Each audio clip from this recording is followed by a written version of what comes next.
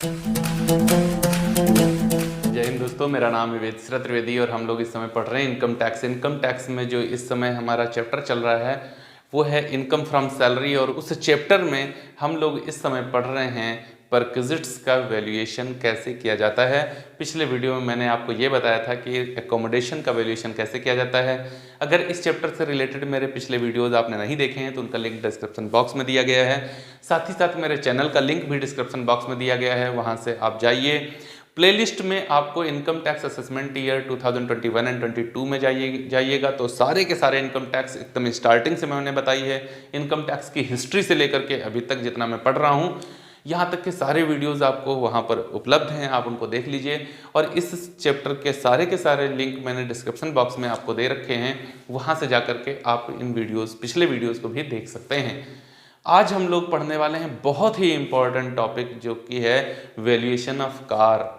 दो ही वैल्यूएशन होती हैं पूरे इनकम टैक्स में, इनकम फ्रॉम सैलरी के हेड में, जो हमें परेशान करती हैं। एक होता है एकोमोडेशन और दूसरा होता है कार, और सबसे बड़ी कैलकुलेशन भी इन्हीं की होती है। एकोमोडेशन पिछले वीडियो में बता चुका हूं आपको। आज बात करने वाला हूं कार की वैल्यूएशन की, और इसी पूरे वीडियो में ख़त्म कर दूंगा एकदम कार की वैल्यूएशन। इसके बाद कभी आपको कोई कन्फ्यूज़न नहीं रह जाएगा। बने रहिए हमारे साथ, मैं आपको बताता हूँ कि कार का वैल्यूएशन कैसे किया जाता है। तो चलिए आइए स्टार्ट करते हैं। Valuation of car.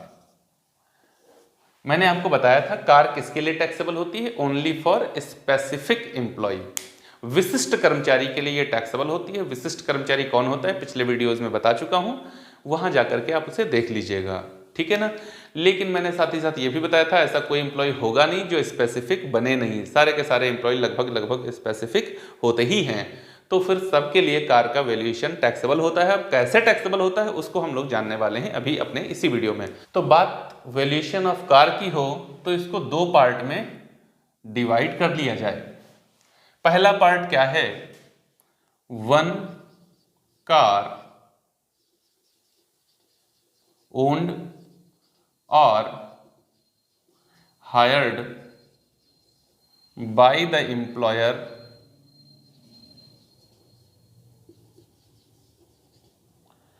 and provided to the employee। एक कार, ध्यान से देखिएगा क्या मैं बता रहा हूं, वन कार ओन्ड और हायर्ड किसके द्वारा, एम्प्लॉयर के द्वारा। एम्प्लॉयर के स्वामित्व की है एक कार या किराए पर लेकर के उसने किसको प्रोवाइड करा दी है, एम्प्लॉय को प्रोवाइड करा दी है। क्यों दिया है, तो इसको फिर हम लोग अलग अलग पार्ट्स में डिवाइड करते हैं। पहला पार्ट ऑफिशियल यूज ओनली। क्यों दिया है, एम्प्लॉयर ने अपने एम्प्लॉय को कार केवल ऑफिशियल यूज के लिए, ठीक है ना। दूसरा पार्ट क्या हो सकता है, ओनली फॉर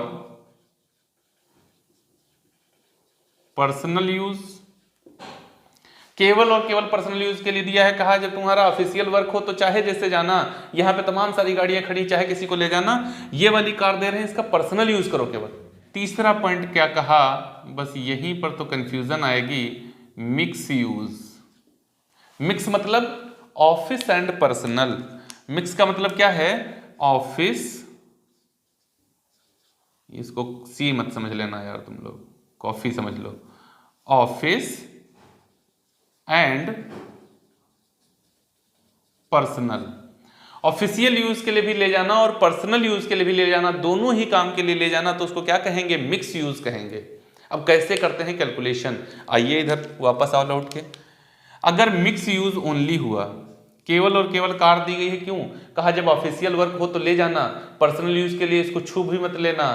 तो भैया आपने हमको कार दी और उस कार से हम क्या करते हैं, केवल ऑफिस का काम निपटाते हैं, तो फिर उसमें मेरी तो कोई बचत हो नहीं रही। जब मेरी कोई बचत हो नहीं रही तो मेरी इनकम में क्यों उसको जोड़ने जा रहे हो। तो इनकम टैक्स वाले कहते हैं कहाँ जोड़ने जा रहे हैं, हम क्या कहते हैं, सुने नहीं हो आप, एग्जेम्प्टेड। बिल्कुल क्या हो जाएगा, कर मुक्त हो जाएगा। एक भी पैसे का इसके ऊपर टैक्स नहीं देना होगा एम्प्लॉय को। लेकिन आगे चलें, पर्सनल यूज ओनली। कार दी किसने? एम्प्लॉयर ने। किसको दी? एम्प्लॉय को। एम्प्लॉय को दी और उसके घर वाले, एम्प्लॉय और उसके फैमिली के लोग उस कार का यूज कर रहे हैं, खूब बढ़िया से यूज कर रहे हैं, एकदम जहां जाना होता वही कार लेके जाते हैं। और खर्चे कौन दे रहा है? एम्प्लॉयर कर रहा है। फिर कैसे इसका वैल्यूएशन किया जाएगा? तो भैया समझिए यहां पर क्या क्या करेंगे हम लोग। तो फर्स्ट पॉइंट हमारा क्या होगा, यहां पर समझो बहुत अच्छी तरीके से। क्या करेंगे? Running expense, running expense of car, car के रनिंग एक्सपेंस जितने होंगे उनको हम लोग यहां पर लेके आएंगे। साथ ही साथ उस कार में जो उसकी कॉस्ट है, जो कार की कॉस्ट है, उसकी कॉस्ट का 10% depreciation at the rate 10% cost of car, जो कार की लागत है उसका 10% उस एज ए डेप्रिसिएशन चार्ज करेंगे। और कहां जोड़ेंगे? एम्प्लॉय की सैलरी के लिए उसमें जोड़ेंगे। तीसरा पॉइंट और लेकर आइए। अब क्या करेंगे? क्या कुछ और भी जोड़ेंगे? जी हां, ड्राइवर सैलरी,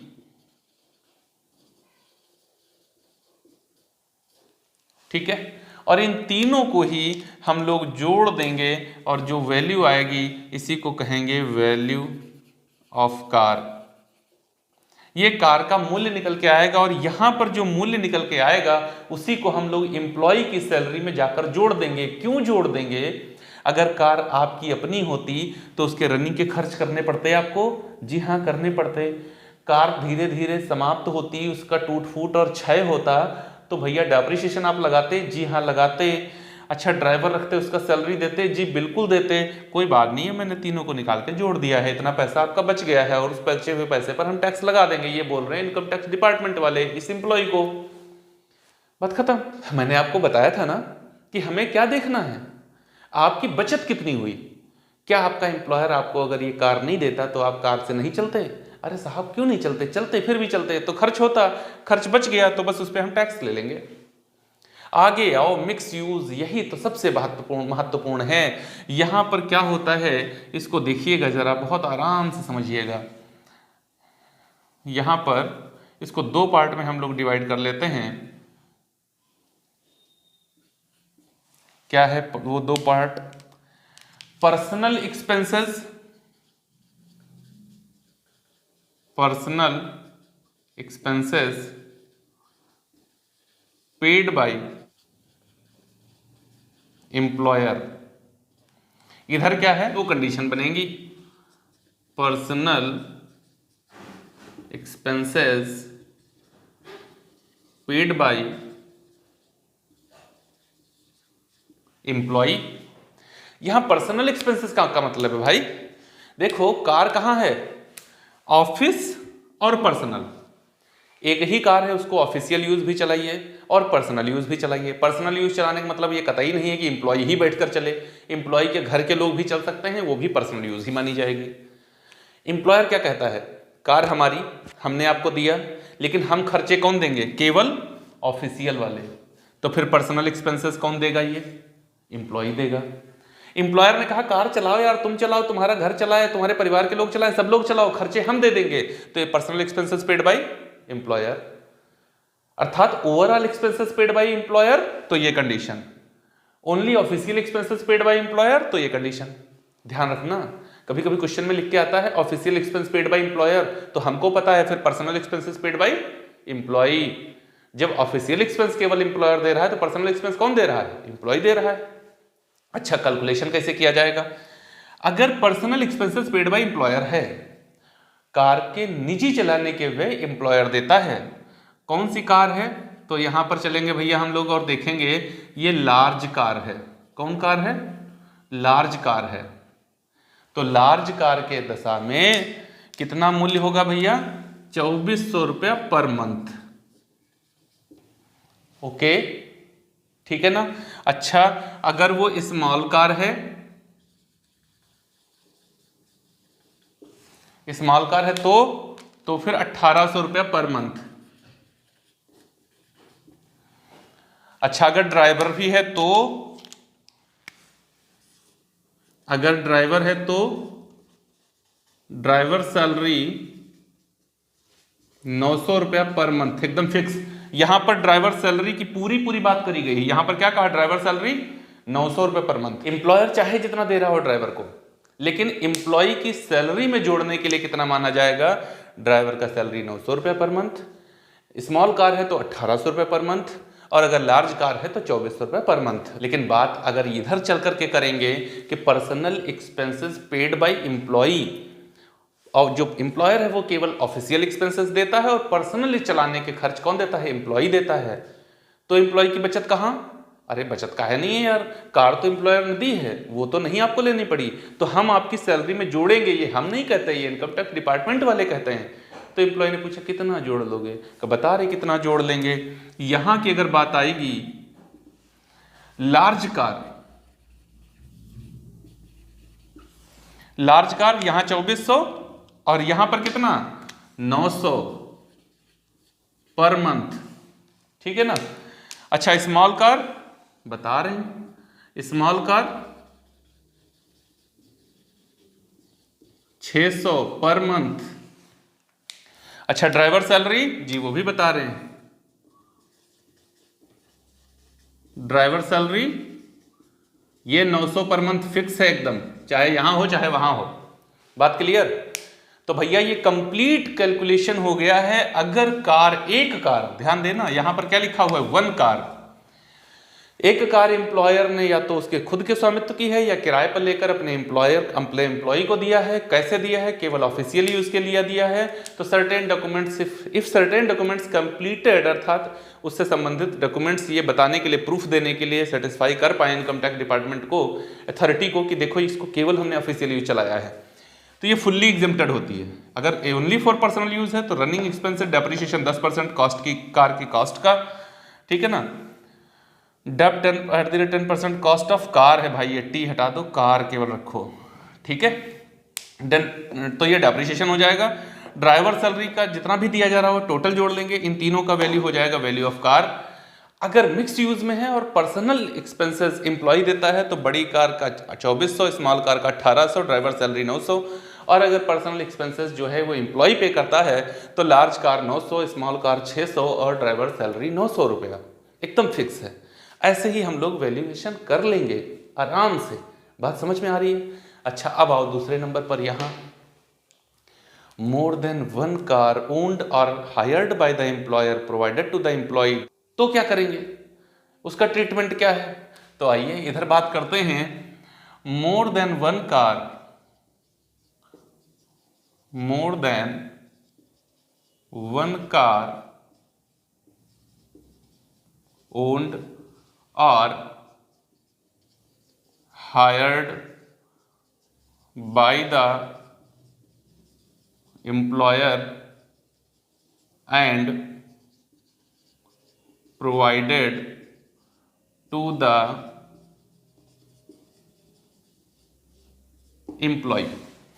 अगर एक से अधिक कार, 2, 3, 4, 5 कितनी भी, ठीक ना, एक से अधिक कितनी भी कार एम्प्लॉयर ने अपने एम्प्लॉय को प्रोवाइड करा दिया, कहा यार परेशान ना हो, 4 गाड़ियां खड़ी हैं, 4 में से जिसका मन करे उसको लेके जाना, जिसको मन करे उसको चलाओ, कोई बाउंडेशन नहीं कि नहीं नहीं नहीं यही वाली कार चलाओगे, दूसरी नहीं छू सकते, जो मन करे वो चलाना।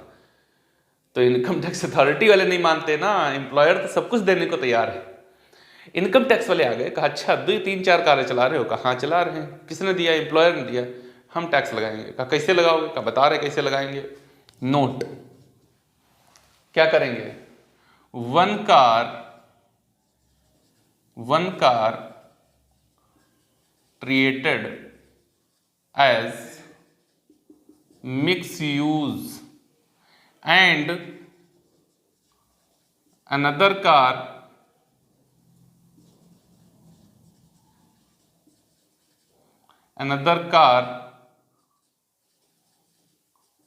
treated in personal use only। हम क्या करेंगे, वन कार को, एक कार को तो ऐसा ट्रीटमेंट देंगे जैसे वो मिक्स यूज में हो। कहां हो, मिक्स यूज में हो।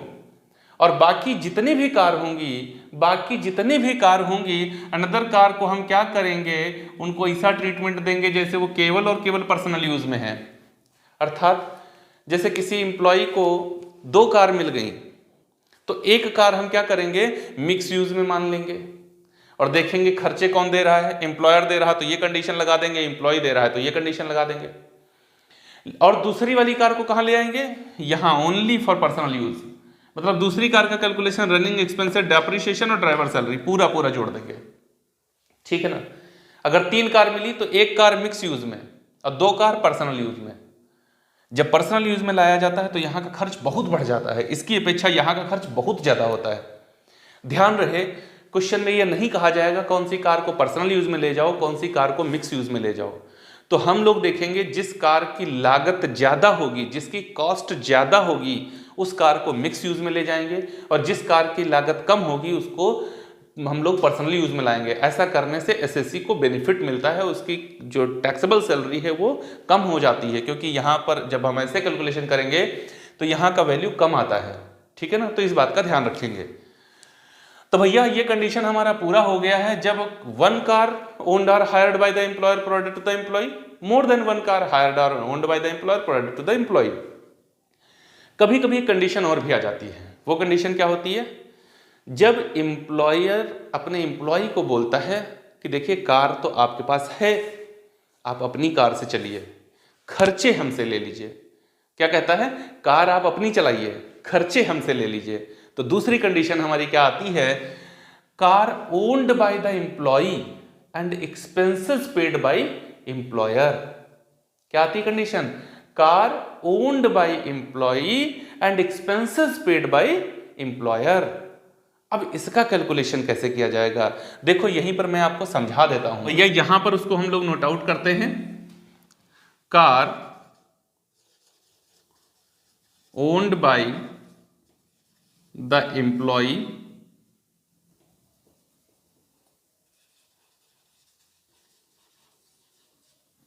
And expenses paid by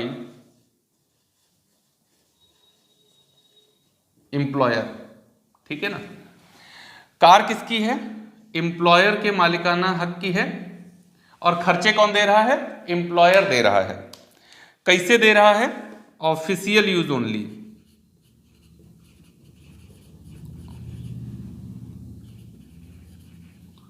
car कैसे यूज करेंगे, केवल ऑफिशियल यूज में। इसका वैल्यू क्या होगा, एग्जेम्प्टेड, कोई टैक्स नहीं लगेगा। ठीक ना। कार का यूज कैसा है, पर्सनल यूज ओनली। कार कैसे यूज हो रही है, ओनली पर्सनल यूज में। तो भैया कार तुम्हारी चला रहे हो तुम, फैमिली ट्रेवल कर रही तुम्हारी, खर्चे कौन दे रहा है, एम्प्लॉयर। तो एम्प्लॉयर ने जितना पैसा दिया, total amount paid by the employer. ऐसी कंडीशन में एम्प्लॉयर ने जितना पैसा दे दिया है, ऐसी कंडीशन में एम्प्लॉयर ने जितना पैसा दे दिया वो सब का सब टैक्सेबल, पूरा पूरा। क्यों, अरे कार आपकी थी, आपकी फैमिली चली है, उसमें खर्चा एम्प्लॉयर दे रहा है तो पूरा पूरा बच गया आपका। ओके, थर्ड पॉइंट पे चलिए। थर्ड पॉइंट कहता है मिक्स यूज। मिक्स यूज, और यहां हम लिख ही चुके हैं क्या, एक्सपेंसेस पेड बाय एम्प्लॉयर। तो अगर मिक्स यूज में खर्चे एम्प्लॉयर पे करता है तो देखो, ये देखो नोट तो है, यही वाली कंडीशन रहेगी। क्या कंडीशन रहेगी, यहां पर भैया लार्ज कार के लिए, लार्ज कार सेम यही 2400 per month, small car 1800 per month, driver salary 900 per month. Okay, तो भैया अगर कार एम्प्लॉय की है और एम्प्लॉयर उसके खर्चे पेड करता है, केवल ऑफिशियल यूज में एम्प्लॉय उसको यूज कर सकता है, या ऐसे कहें एम्प्लॉयर केवल ऑफिशियल एक्सपेंसेस पे करता है, तो बिल्कुल भी पैसा वो एग्जेम्प्ट रहेगा, पूरा पूरा एग्जेम्प्ट रहेगा। अगर वो कार पर्सनल यूज में है लेकिन खर्चे एम्प्लॉयर पे करता है, तो जितना पैसा एम्प्लॉयर ने दिया है पूरा टैक्सेबल हो जाएगा। और अगर मिक्स यूज में है और खर्चे एम्प्लॉयर दे रहा है तो देखो जो यहाँ पर नोट आउट है यही वाला रूलिंग पूरा यहाँ पर आएगा।